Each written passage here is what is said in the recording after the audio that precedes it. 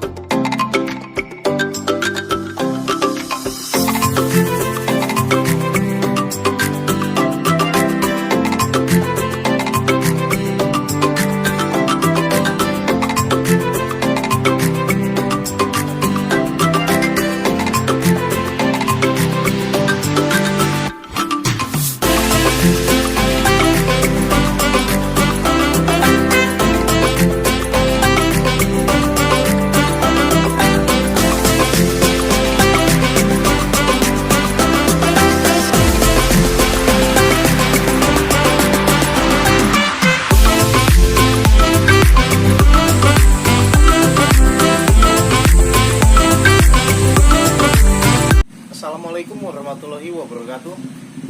Oke teman-teman, kali ini saya melakukan penyambungan ya pada akar bonsai beringin ya.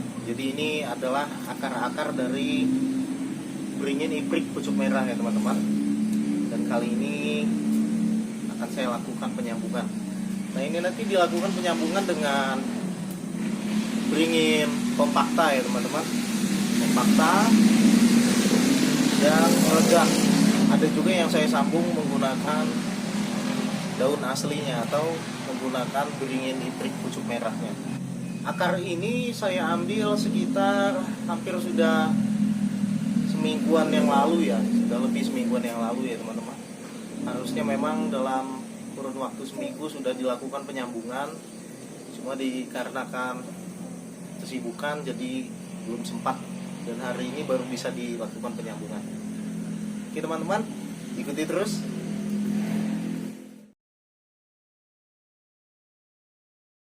Oke, jadi teman-teman, sebelum dilakukan penyambungan sebaiknya kita menggunakan entres atau pucuk yang tidak terlalu tua dan tidak terlalu muda. Dan untuk sayatannya sebaiknya kita menyayatnya menggunakan pisau yang tajam ya teman-teman. Jadi jika ingin mengulang sebaiknya diulang dari pangkal, jangan diulang dari tengahnya, agar ya hasil guratannya halus dan rata ya teman-teman. Nah ini saya menggunakan beringin iprik pucuk merah untuk entres bagian atasnya. Nah untuk bagian batang utamanya, jadi kita sobek ya, atau kita sayat, lalu kita congkel ya, kita congkel dan kita sisipkan bagian entresnya. Oh iya teman-teman, jadi sebaiknya penyambungan ini dilakukan di umur kurang lebih ya sekitar seminggu sampai dengan 2 minggu setelah tanam. Jadi jangan terlalu lama ya. Dan menempatkannya juga untuk bagian akar ini sebaiknya ditempatkan di tempat teduh, namun tidak, bagian media tanamnya tidak becek ya teman-teman, karena rentan sekali busuk. Nah jika ini bagian batang ini terjemur, biasanya dia karena bagian akar ini sangat lunak ya, jadi dia biasanya cepat sekali kering, dan itu yang menyebabkan kegagalan ya. Ada beberapa sambungan saya yang memang sudah jadi dan subur, itu gagal sambungannya dikarenakan terjemur ya. Jadi sebaiknya jangan langsung dilakukan penjemuran. Nah untuk media tanamnya, akar-akar ini sebaiknya ditanam menggunakan pasir saja ya teman-teman, pasir dan tanah. Jadi dicampur tanah 1:1 ya, atau boleh juga hanya menggunakan pasir murni. Untuk penyambungan ini saya sengaja menyambung beberapa mata tunas ya teman. Jadi nanti jika ada bagian yang gagal atau tidak jadi, ada cadangan yang lain ya. dan nantinya tetap hanya disisakan satu mata tunas saja yang diurus ya teman.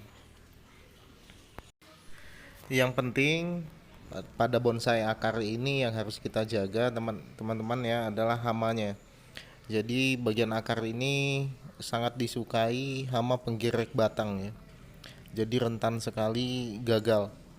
Jadi meskipun sambungan sudah subur, namun jika dia terjemur dan terserang hama, maka bagian batangnya akan mati ya. Jadi tempatkan bagian batang ini atau bonsai ini di tempat yang teduh ya teman-teman. Dijaga kelembapannya, lembab saja, jangan berlebihan dan jangan sampai terjemur.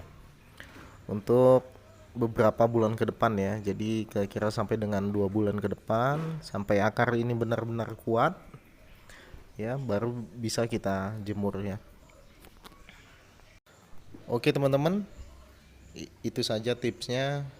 Mohon maaf hanya berbagi saja ya teman-teman, tidak ada maksud sama sekali untuk menggurui.